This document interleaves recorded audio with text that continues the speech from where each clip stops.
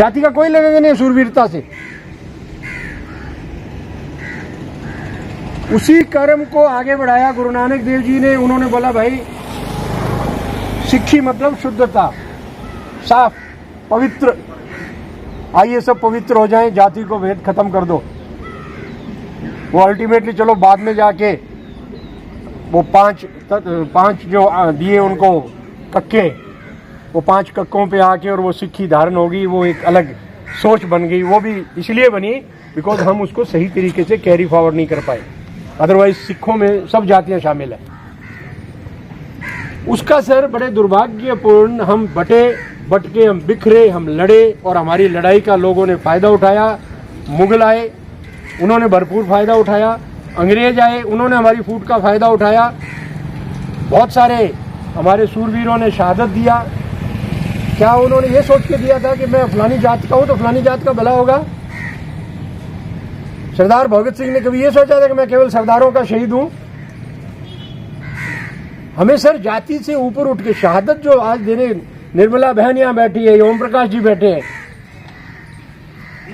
उन हमारे सूरवीर भाइयों ने क्या ये सोच के कि मैं फलाना जाति का हूं तो फलाना जाति के लिए मैं अपना जान को निछावर कर रहा है?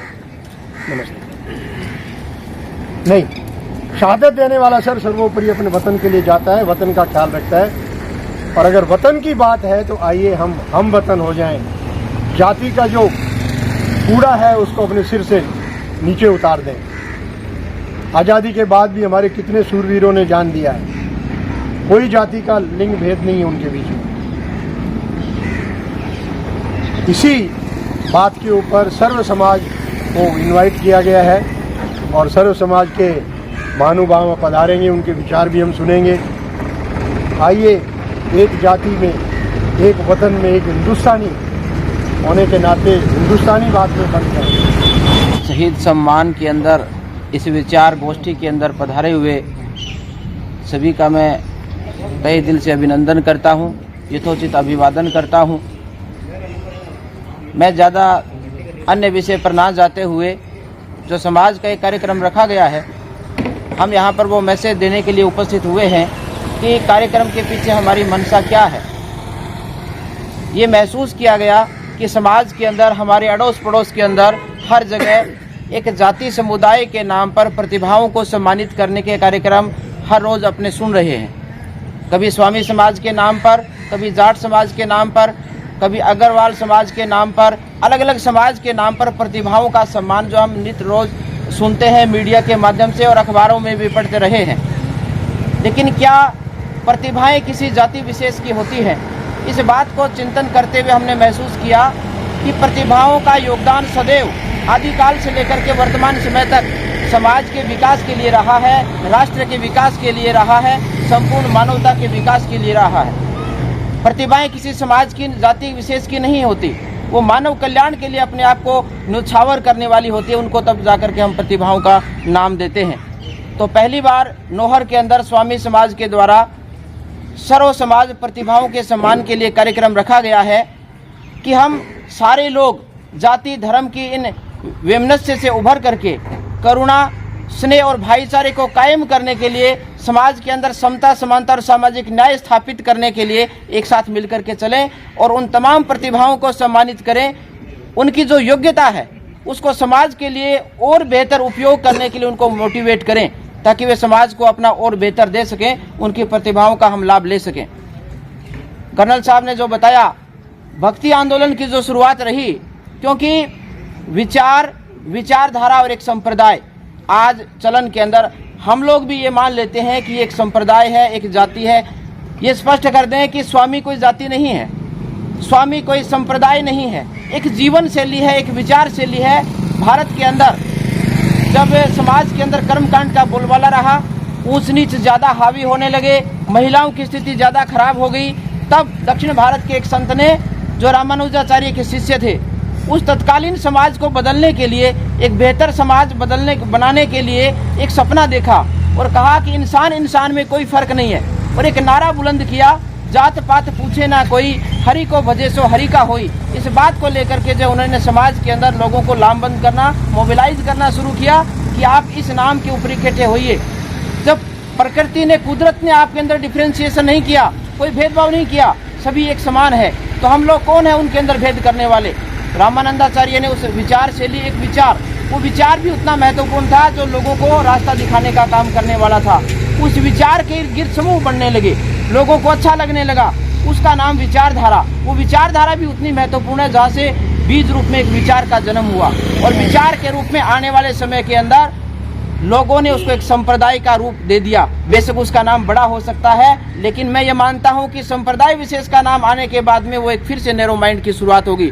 तो हमें उस बीज रूप में जो विचार की शुरुआत हुई थी, जो समता, समानता और सामाजिक न्याय का प्रतीक था, स्वामी रामानंदाचार्य के शिष्यों में सर्वधर्म संभाव, मुस्लिम भी उनके शिष्य थे, हिंदू भी उनके शिष्य थे, महिलाओं की भी उनकी शिष्य थी, पद्मावत ये भी उनकी महिला शिष्य थी। तो सभी जाति धर्म के लोगों को उन्होंने एक साथ लेकर के, पाकिस्तान के अंदर उनके एक शिष्य का डेरा है, स्वामी रामथमन दास का डेरा, जिसको हिंदू, मुस्लिम और सिख सभी धर्मावलंबी जो है एक साथ मिलकर के वहाँ पे भंडारा करते हैं और आपस में जो उनको मानते हैं। ये हमारी रीति नीति रही है स्वामी समाज की। तो हम लोग आपस के अंदर अलग अलग स्वामी समाज के रूप में बंट गए, कभी धनावंशी समाज के नाम पर, कभी अग्रावत स्वामी समाज के नाम पर, कभी फर्शवंशी समाज के नाम पर, कभी रांकावत समाज के नाम पर। जब हम लोग जिस विचारधारा को लेकर के चले हैं उसी के अनुसार एक नहीं रह सके तो समाज को हम क्या दिशा दे सकते हैं? दिवाली की हार्दिक शुभकामनाएं। और इतने सालों से मतलब जाने के लिए तो सारे जाते ही हैं, जाते ही रहे और है जो सब जाएंगे ही, पर जो गौरव किस्मत में मेरे को लिखा था, आप सभी को पता ही है, दुख सुख तो आते जाते रहते हैं, पर इतना सम्मान से जो मतलब आपने मेरे को इतना ऊपर उठाया है और सम्मान दिया है, तो मैं आप सबकी दिल से नमन करती हूँ सभी को। राम राम और दिवाली की हार्दिक शुभकामनाएं। आज अपने देश के वीर सपूतों की शहादत को आप और हम सब ने मिलकर जिस तरीके से नमन किया, मैं एक बार पुनः उनको नमन करता हूँ। आज स्वामी समाज एक खूबसूरत विचारों को लेकर आपके बीच में आए। आपकी उपस्थिति में बहन निर्मला जी, तमाम फेपाना गांव के बुजुर्गों, नौजवान साथियों, पूर्व वक्ताओं ने पूरे विवरणवार बताया कि आज देश के अंदर कैसे कैसे माहौल बना हुआ है, किस तरीके से लोगों में एक दूसरे के प्रति हीन भावनाओं का जो है विस्तार होता जा रहा है। जिस तरीके से स्वामी समाज के उस प्रांगण में एक खूबसूरत विचारों का जन्म हुआ, मैं समझता हूं कि उसको आप सब और हम और आप सब मिलके आगे लेके जाने का काम करें, ताकि देश का जो सौहार्दपूर्ण माहौल जो है वो हमेशा बना रहे। हमारे पूर्व वक्ता ने, माननीय रामस्वरूप जी ने, राममूर्ति जी ने, और देश की सरहद की सुरक्षा करते हुए आज रिटायरमेंट के बाद में आप और सबके विचारों को मैं समझता हूँ कि खूबसूरत अमली जमा पहनाने की मुहिम को जो है आगे ले जाने का काम कर रहे हैं माननीय कर्नल साहब। तो आप सब लोग 26 तारीख को जो है समाज की प्रतिभाएं जो है गांव के अंदर, समाज की प्रतिभाएं, देश की प्रतिभाएं हैं, उन प्रतिभाओं से ही देश को जो है भविष्य के अंदर विश्व के किस मंच पे, किस स्थान पे खड़ा किया जा सकता है। तो उन प्रतिभाओं को तराश के मैं समझता हूँ कि आगे लेके जाने का और हौसला देने का काम करें। 26 अक्टूबर का दिन बड़ा महत्वपूर्ण दिन है और आप सब लोग उस मुहिम में शामिल होकर छुआछूत, ऊंच नीच, भेदभाव जैसी बातों से को भुलाकर सबको मानव जाति के रूप में लेते हुए मैं समझता हूं कि सबको साथ चल के देश के ताकत दी जा सकती है। तो मैं समझता हूं कि इस मुहिम में आप सब लोग जुड़े। फेपाना गांव के बुजुर्गों का हमेशा आशीर्वाद रहा, नौजवानों का हमेशा स्नेह और सहयोग रहा। मैं समझता हूं कि इस विचारों को आशीर्वाद और सहयोग देके और बेहतरीन इस देश के भविष्य की परिकल्पना जो हमारे महान पुरुषों ने जो की थी उसको साकार करने का आप सब काम करें। आप सभी उपस्थित जन को मैं, आज दीपावली का दिन है, मैं समझता हूं कि आपको माँ लक्ष्मी इतना सुख, शांति और समृद्धि दे, इतना आपका जीवन खुशहाल और रोशन हो कि उससे पूरा हिंदुस्तान जो है प्रकाशमान हो। ऐसी मैं आप सबको शुभकामनाएं देता हूं, बधाई देता हूं। प्रेम की भावना नहीं थी हमारे अंदर। एक जाति वाले का कोई है तो दूसरी जाति को दबाने का काम, दूसरा तीसरी को दबाने का काम करे तो उसका फायदा वो उठा रहे थे। उसके बाद में ईस्ट इंडिया कंपनी जो आई वो 100-150 आदमी व्यापार के लिए आए थे और उस समय हम हिंदू और मुसलमान लड़ने लगे थे, क्योंकि वो मुगल मुसलमान धक्के से बनाए, अपने आप बने, कैसे भी बने चाहिए, पर हमारे अंदर भी फूट आ गई। इसका फायदा ईस्ट इंडिया कंपनी ने उठाया और 200 साल तक हम पर राज किया। आओ हम फिर मिलकर जो सोने की चिड़िया हमारा देश कहलाता था, जो अवधारणा हमारे देश की थी, हमारे पूर्वजों की थी, उसको फिर से कायम करें और हमारे देश को मजबूत बनाएं। आज मतलब फर्स्ट टाइम मेरे को ये चीज़ फील हुई कि मतलब स्वामी समाज, तो सबसे पहले जो वर्ड है स्वामी, तो हमारी सोच है वो वहाँ तक मतलब हम उस लेवल तक पहुँच गए हैं कि मतलब मैं अपनी भी बात कर रहा हूँ कि हमारे माइंड में एक कास्ट जाती है कि ओके स्वामी समाज मतलब ये स्वामी समाज के लोग हैं और यही बात कर रहे हैं। लेकिन राममूर्ति भाई साहब ने जो एक कंसेप्ट क्लियर किया कि ये कोई एक कास्टिज्म नहीं है, एक मतलब जाति की बात नहीं कर रहे हैं हम लोग, ये एक जीवन शैली है और उस जीवन शैली को लेकर के ही मतलब हम पूरे समाज को एकदम साथ लेकर के चल रहे हैं। इवन मैं भी मतलब कंफ्यूज था कि मतलब ये स्वामी खुद अपना बात करें कि हम स्वामी समाज को रिप्रेजेंट कर रहे हैं और हम एक सर्व समाज के जितने भी लोग हैं उनको हम सम्मानित करेंगे।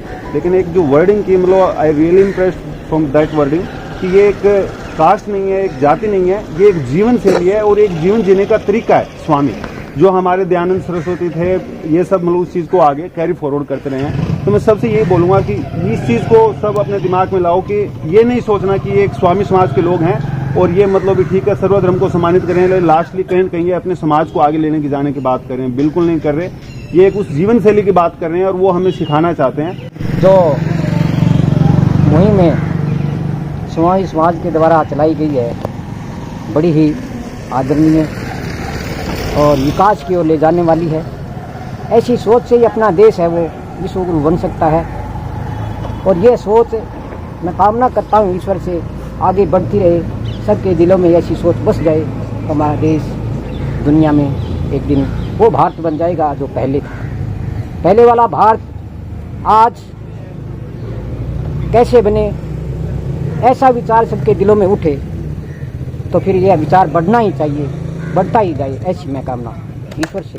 मैं अमित ढाका में जाट समाज से बिलोंग करता हूँ, लेकिन इसका मतलब ये नहीं कि हमारे समाज के अंदर जातिगत भेदभाव होता है। जातिवाद भेदभाव कभी नहीं होना चाहिए।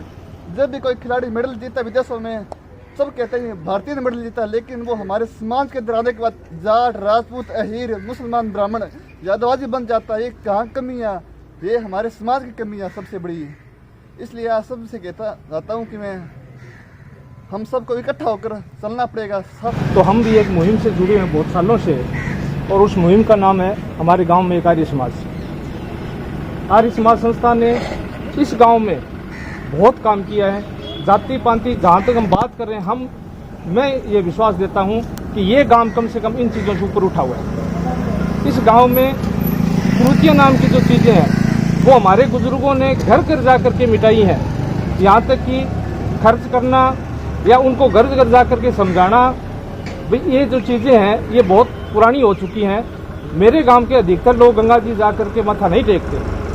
हम इस मुहिम में या जो मुहिम जो आपने जो शुरू की है, मैं तो ये कहता हूँ बहुत पहले से लोगों ने शुरू कर दिया था। आज इसको हम पुनर्जीवित हम जो कर रहे हैं, तो हम चाहते हैं कि सबसे बड़ा गांव नौर का होने के नाते इस गांव का अहम योगदान इसमें हो।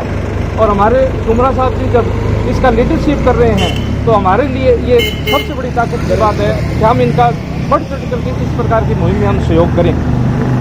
आज समाज जब जातियों में बंट रहा है या दोबारा बंटने की जब कोशिश कर रहा है, तब हो सकता है कुछ लोगों ने इस प्रकार के विचार दोबारा मन में आए होंगे कि कहीं न कहीं हमें सुधार की ज़्यादा ज़रूरत है। और जब भी आज हमें इकट्ठे होने की ज़रूरत पड़ी है, तो आज समाज में जो विकृतियाँ आ रही है दिन प्रतिदिन, कहीं न कहीं उन विकृतियों को मिटाने का काम ये समाज जरूर करेगा। ये जो मुहिम है, ये जो चलाई है आपने, दोबारा इसको पुनर्जीवित किया है, तो हम सब का ये दायित्व बनता है कि आर्थिक सहयोग, मानसिक सहयोग और समय का सहयोग देकर के एक बार फिर इस जो मुद्दा है एक ज्वलंत, इस मुद्दे को हम लेकर के कहीं तहसील स्तर पर जाएं, उससे जिले स्तर पर जाएं और आगे से आगे इस मुहिम को हम बढ़ाते जाएं, ताकि आने वाली जो संतानें हैं वो इन चीज़ों को भूल जाएं कि जाति पांतियाँ भी छूट हुआ करती थी।